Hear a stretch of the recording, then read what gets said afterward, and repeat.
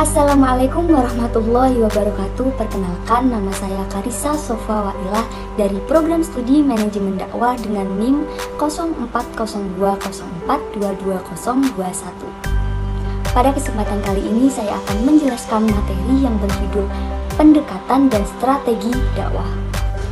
Sebelumnya saya ucapkan terima kasih kepada Bapak Profesor Dr. Muhammad Ali Aziz selaku dosen pengampu, serta Ibu Baiti Rahmawati dan Bapak Muhammad Husnan sebagai dosen pembimbing saat ini.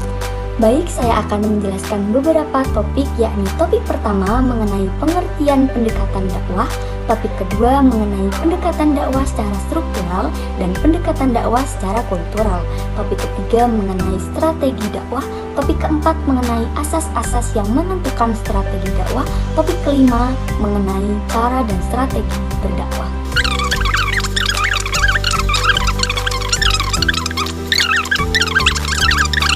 Ada 3 pendekatan dakwah, yakni pendekatan budaya, pendekatan pendidikan, dan pendekatan psikologis. Pendekatan-pendekatan ini lebih banyak mengarah pada kondisi mat'u. Oleh karena itu, pendakwah, pesan dakwah, metode dakwah, dan media dakwah harus sesuai pada kondisi mat'unya. Sebagaimana di atas telah dijelaskan bahwa titik tolak atau sudut pandang kita terhadap proses dakwah, maka terdapat pendekatan lain yang melibatkan semua unsur dakwah, tidak hanya pada mat'unya saja, yakni pendekatan dakwah yang berpusat pada pendakwah dan pendekatan dakwah yang berpusat pada mad'u.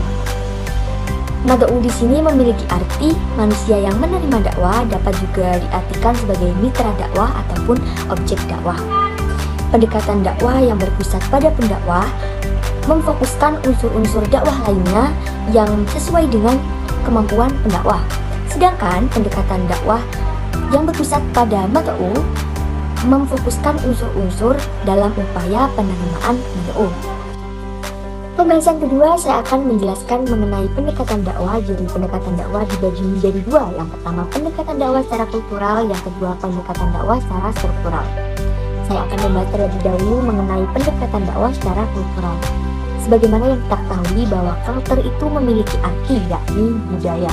Jadi dapat kita simpulkan bahwa pendekatan dakwah secara kultural merupakan aktivitas dalam berdakwah yang menuntun dan menggunakan kebudayaan untuk mewujudkan masyarakat Islam dalam menanamkan nilai-nilai Islam. Dan sifat yang digunakan dalam dakwah kultural ini adalah sikap akomodatif, yaitu sifat yang menggunakan cara kreatif dan inovatif terhadap kebudayaan tanpa menghilangkan substansial keagamaan itu sendiri. Dan dakwah kultural ini juga memiliki prinsip, yaitu menekankan Islam kultural, yaitu pendekatan yang berusaha untuk sedangkan dakwah struktural merupakan kegiatan dakwah yang berada di dalam kekuasaan. Menurut pendapat Ramli Ridwan, dakwah struktural adalah kegiatan dakwah yang dilakukan oleh pemerintah atau negara dengan berbagai strukturnya untuk mewujudkan tatanan masyarakat yang sesuai dengan petunjuk Allah dan Rasulullah dalam bingkai amar ma'ruf nahi munkar. Dakwah struktural juga memiliki beberapa prinsip bahwa dakwah yang sesungguhnya adalah aktivisme Islam yang mewujudkan negara bangsa yang berdasarkan Islam. Setelah itu pendekatan yang dilakukan oleh Wali Songo, yakni ada 5. Yang pertama pendekatan teologis, yang kedua pendekatan ilmiah, yang ketiga pendekatan kelembagaan, yang keempat pendekatan sosial, dan yang kelima pendekatan kultural. Yang pertama pendekatan teologis seperti yang dilakukan oleh Maulana Malik Ibrahim dan Sunan Ampel. Dia menggunakan pendekatan ini pada tingkat masyarakat paling bawah. Mereka menerapkan nilai-nilai Islam dan mengajarkan pandangan hidup Islam dengan yang lainnya. Dan yang kedua pendekatan ilmiah seperti Sunan Giri. Menggunakan pendekatan ini, dia mendirikan pondok pesantren, dia membuat pelatihan dan pengkaderan, dan juga menugaskan muridnya untuk mengajar di daerah-daerah tertentu. Tidak hanya itu, Sunan Giri juga membuat mainan sebagai medium untuk berdakwah pada saat itu.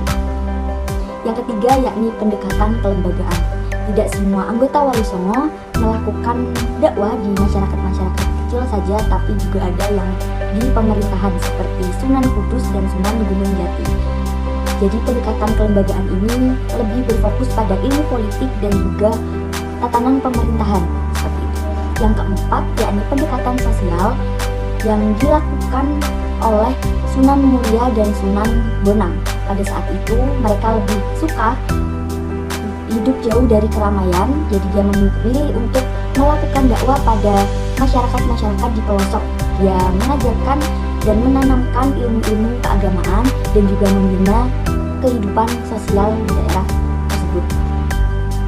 Yang kelima yakni pendekatan kultural sebagaimana yang dilakukan oleh Sunan Kalijaga dan Sunan Bonang. Mereka mengetahui bahwa budaya itu sudah melekat dan mendarah daging pada masyarakat pada saat itu. Dia menyebarkan Islam melalui jalur kesenian dan kebudayaan. Setelah itu saya akan membahas mengenai strategi dakwah. Jadi pengertian strategi dakwah itu sendiri memiliki dua pendapat. Pendapat pertama, menurut Profesor Dr. Muhammad Ali Aziz dalam bukunya yang berjudul Ilmu Dakwah, strategi dakwah adalah perencanaan yang berisi rangkaian kegiatan yang didesain untuk mencapai tujuan dakwah tertentu.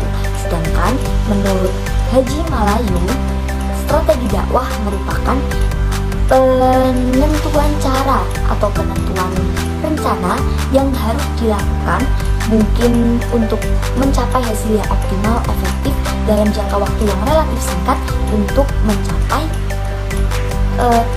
tujuan tertentu. Setelah ini saya akan membahas mengenai macam-macam strategi dakwah, yakni strategi sentimental, strategi rasional, strategi indriawi, strategi tilawah, strategi tazkiyah, dan strategi taklim. Yang pertama, strategi sentimental merupakan strategi yang mengutamakan aspek hati dan menggerakkan perasaan dan batin mitra dakwah. Yang kedua, strategi rasional yang memfokuskan pada aspek akal dan pikiran. Yang ketiga, strategi indriawi. Strategi ini juga bisa dikatakan sebagai strategi ilmiah atau strategi eksperimen, dan ini didefinisikan sebagai sistem dakwah atau kumpulan metode dakwah yang berorientasi pada panca indera. Yang keempat, strategi tilawah ini contohnya seperti menggunakan ayat-ayat Al-Quran atau ayat-ayat Allah. Yang kelima ini strategi tazkiyah, yakni strategi yang menggunakan kejiwaan. Yang keenam, strategi taklim. Hal ini sama seperti yang dilakukan pada strategi tilawah, tapi ini lebih mendalam dan strategi taklim ini lebih formal dan sistematis. Setelah itu ada asas-asas yang menentukan strategi dakwah, yakni ada 5. Yang pertama, asas filosofis. Asas ini membicarakan hal-hal yang berkaitan dengan tujuan-tujuan yang dicapai dalam proses dakwah atau aktivitas dakwah. Yang kedua, asas kemampuan dan keahlian dai. Yang ketiga, asas sosiologi. Asas ini membahas mengenai situasi dan kondisi sasaran dakwah. Yang keempat, asas psikologis. Asas ini lebih membahas mengenai kejiwaan manusia. Yang kelima, asas efektivitas dan efisiensi. Maksud asas ini adalah kita harus bisa menyeimbangkan antara waktu, tenaga, dan uang yang kita keluarkan dengan pencapaian hasil akhirnya nanti. Bahkan kalau bisa, uang, tenaga, dan waktu yang kita keluarkan itu sedikit tetapi membuahkan hasil yang sangat maksimal. Sekian video presentasi dari saya. Terima kasih dan wassalamualaikum warahmatullahi wabarakatuh.